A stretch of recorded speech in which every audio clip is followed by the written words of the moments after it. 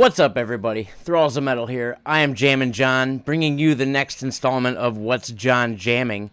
If you've noticed in the videos we've done in the past here at Thralls, at the end of every video I've mentioned, I don't know, multiple times now, that I would review bands that contacted me from Instagram. Today I have, I believe, 3, maybe 4 bands from Instagram, and then some other cool shit I found. And I want to mention, too, I have 10 bands on this run, and then I'm going to do a second parter to this with another 10 bands, just because of time constraints. I am considered an essential employee, so that's my life. So, let's get right into it. The first band, Garganjua, and their album Toward the Sun. This is released in 2020 on Holy Roar Records. This is the band's 3rd release, although the first time I've ever heard of them. They're a 4-piece progressive doom metal band. I mean, I would straight up call these guys Temple of Void worship, Neurosis worship. It's got some Tool-laden moments in it. Pallbearer, Intronaut. This whole record is just dense, murky, just huge immersive sound. The guitars are simply massive. They sound very, very dirty, very gritty. The music, as far as it being doom is concerned, is just super, super fucking slow in a lot of parts. It's a great jam. I would probably state that the song New Sun and the song Lightbearer off this album would definitely be the 2 to check out. Again, I was super stoked on these guys. I jammed them for Necrotic Nick. He was super stoked on these guys, so I will definitely be checking these guys out in the future. Once again, when concerts return, because concerts will return, I'm gonna go see these dudes. Next in line is the band Beyond Shadows with their album Wolf's Blood. Now, these guys were the first dudes to reach out to me when I started doing the Instagram promotion thing. They jumped right in and said, hey, review this album, and I said, most definitely. The album is self-released by the band in January 2020. This is the only thing on record I could find for this band, at least through Spotify and Google. And although I did talk to the band, they recorded some stuff at Fredman Studios in Sweden in 2012, but they had some things go on with the band. They kind of went on hiatus for a minute, and so now they're back with this masterpiece. I would straight up call this Swedish melodic death metal. Although these guys hail from Gothenburg, they are currently located in New York. But I mean, it sounds straight like Old Arch Enemy, At the Gates, Carcass, and it's got a really good presence of that sound on the album. It's mixed quite well. For a 4-song EP, it weighs in at 25 minutes, so the songs have decent content to them. There's not really a moment where this band slows down, and of course, if you listen to any of the influences mentioned, you're gonna hear that sound right away. I really dug it. It's really kick-ass, especially for a first release in such a long time, and for the fact that there's only 2 dudes in the band at this present juncture, they fill that area, that noise well. It's just guitar and drums at the moment. Definitely check these dudes out. Next in line is a band I'm really proud to talk about. So when we started this whole Corona thing, right before we went to go see Temple of Void, they canceled all the shows. Like, everybody canceled everything. And during that time period, Temple of Void reached out to us due to Necrotic Nick's review of their album and was like, hey man, fucking thanks a lot. And started talking with those dudes, and they recommended the band Six of Swords. This is their album Regime Decay / Polar Vortex. It was a combination of 2 of their EPs. I know that Necrotic Nick mentioned this in a collection update. I fucking dig the fuck out of this band. Super, super, super heavy.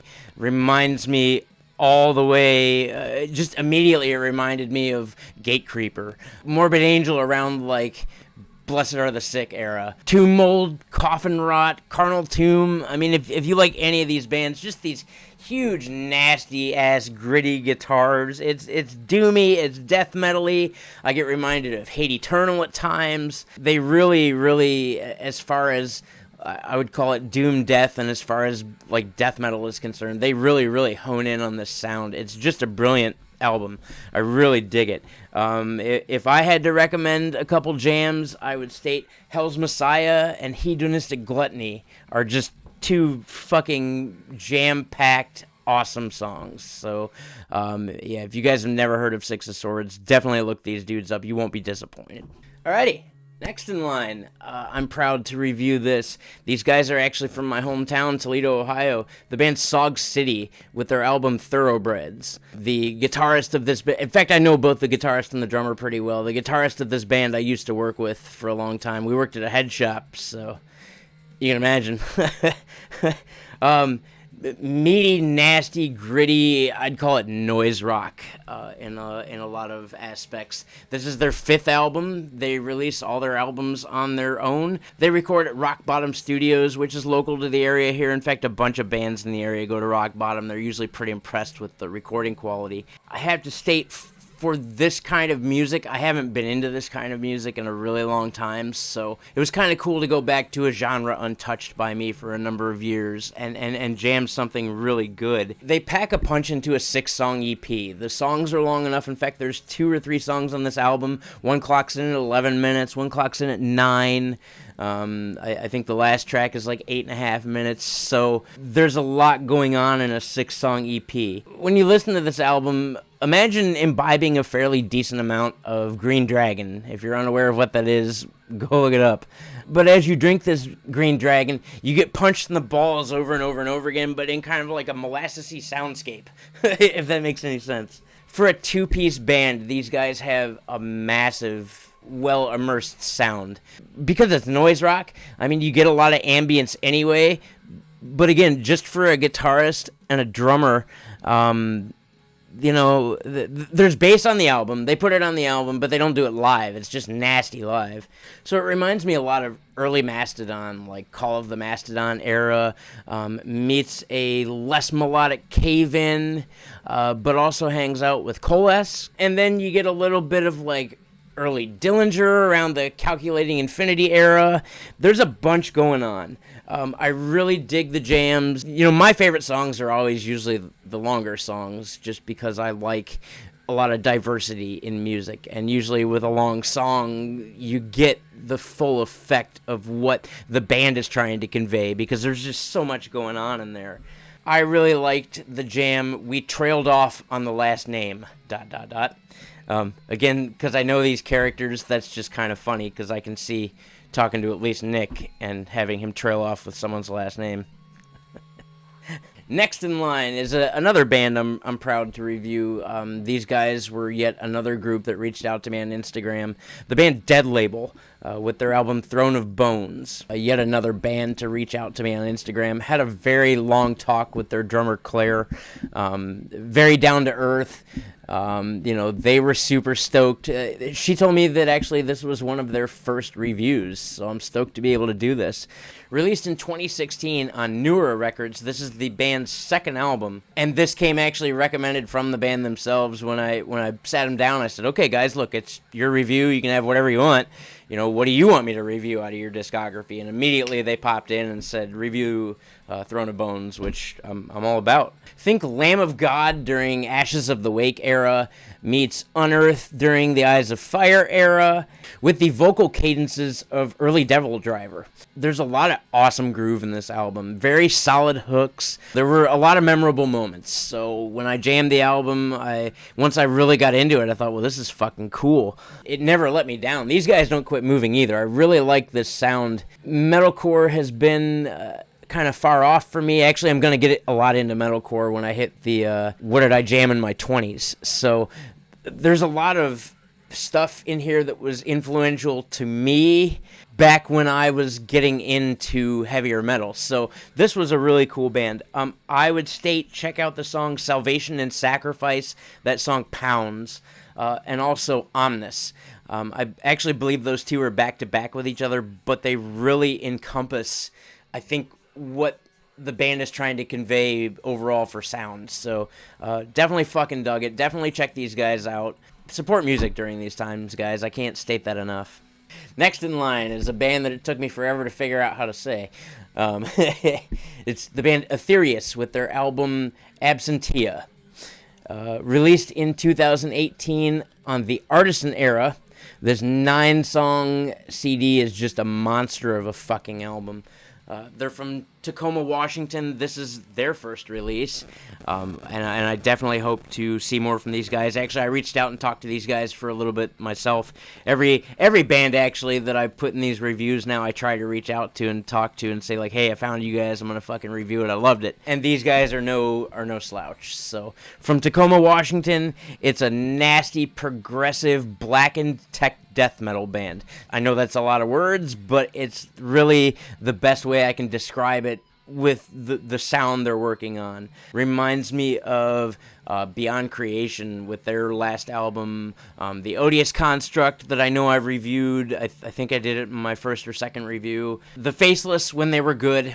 So, Autotheism, Planetary Duality, Alcadema, when the Faceless was good. Reminds me of that. Serox, which I know I've jammed, actually that Nick just got in a fucking box from Everlasting Spew Records. I'm kind of fucking jealous. I should have picked that up at MDF when I had the chance. These guys are riff giants. The riffs on this album, the dissonance of the guitars, you guys know me by now. I love fucking dissonance on guitars. There's definitely a fair amount of ambience going on here. The lead work on this album, crispy, clear. You can definitely tell that a lot of thought went into writing each solo because the mode that each lead creates is very specific to the song it's in. And you'll definitely figure that out if you jam these guys. The vocals really remind me of a mixture between Archaic, like around the Lucid Dawn era, and then John Davey during the Genesis era of Job for a Cowboy. Really, really awesome vocal cadences. Two songs that I would recommend would be Fluorescent Halls of Decay and The Pale Beast. Those songs are absolute fucking bangers. It sounds brilliant in the car. It sounds brilliant on my home stereo. When I'm having a bad day at work and don't want to murder my coworkers, I would put on a band like this to take care of my emotional woes. I really like the flow and precision of this music.